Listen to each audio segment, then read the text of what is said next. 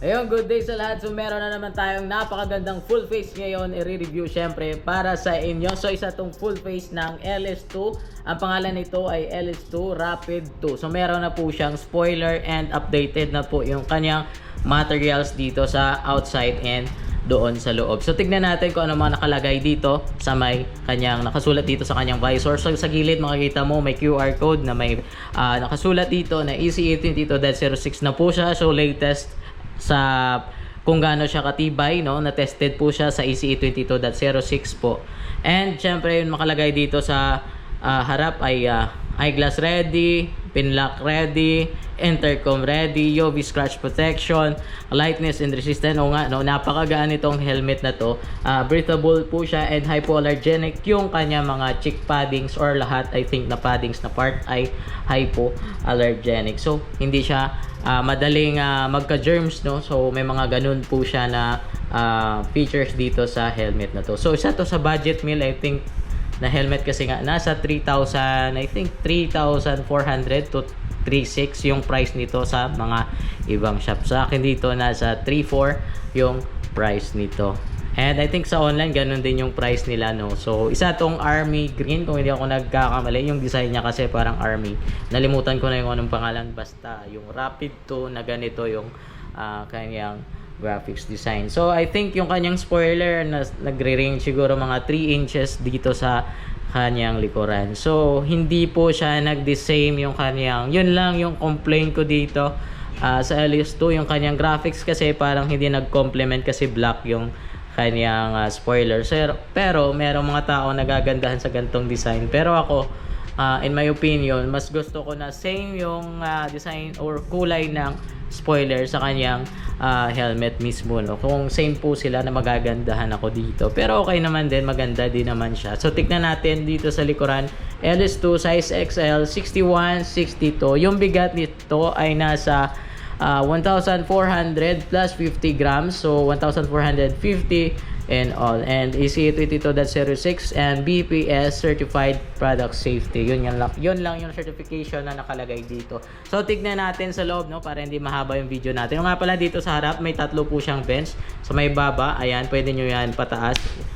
Ayan, pwede nyo i-close and open. And dito sa kanyang itaas ganun din, may switch din. And yun nga pala, eyeglass ready po itong helmet na ito. So sa mga nag-eyeglass or nagre-reading glass o medyo mahina yung mata na nag-eyeglass, pwede po ito kasi may nakalagay dito, nakasulat mismo dito sa kanyang visor, and mafe-feel mo dito na may space po siya para, or may abang para sa eyeglass, no. So tingnan natin sa loob. So wala po siyang minimal lock dito, pero parang may, hindi to minimal lock eh, napakaliit niya.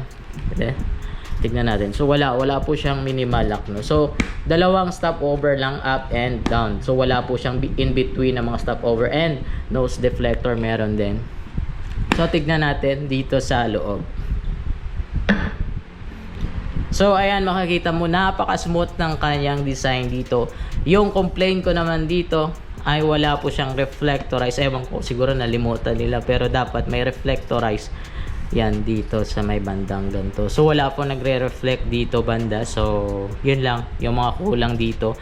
And quick release pa rin, and chain curtain meron din. Yung ang pinagkaiba nito, I think meron kapareho to nung sa SEC. Ewan ko naman anong model nila ng SEC, nalimut. In Vivo ata yung meron, at saka yung SEC Cyclone na may 2 layers ng kanyang paddings, no. Ito yung una, and ito, I think yung purpose nito, hindi siya madaling mapasukan ng mga dust or maalikabok sa mga kung magdadaan ka sa mga alikabok na daanan. And syempre nakakatulong din to para sa wind deflection, or para hindi masyadong maingay kung mabilis yung takbo natin, no? So yun yung features dito na wala po sa ibang LS2, I think. Sa ibang helmet wala pa din to, pero nakita ko to sa SEC Cyclone at sa SEC and Vivo kung di ako nagkakamali. Sa ibang brand hindi ko pa to nakita yung dalawang layer ng paddings, no. Sa loob naman punong-puno din ng paddings. Dito sa may uluhan sakto lang yung paddings, and yung kung gaano ka-smooth yung padding. So alam naman natin, alam nyo naman siguro yung LS2, parang same pa rin ng mga past na mga paddings, no. Wala po silang design, plain lang po, walang nakasulat o ano. nakasulat na LS2 o something. Dito lang yung parang may ganto, yun lang may sulat ng LS2 at mga warning, something nakasulat dyan. And quick release. So nga pala, intercom ready, baka hindi ko nasabi. So intercom ready po to. So hindi to matagal na video kasi nga ganun lang naman yung features nito. So i-compare natin ito sa isang helmet din na review natin kasi meron nag-request. So salamat sa nag-request syempre. At tuto pa rin natin yan. So i-review natin to siguro, I mean i-versus natin to or i-compare sa same price niya na helmet, no, na available din syempre dito sa atin, na sikat din ngayong 2025. And so ayun lang sa video na to, I think nasabi ko naman lahat, no. So God bless po and peace.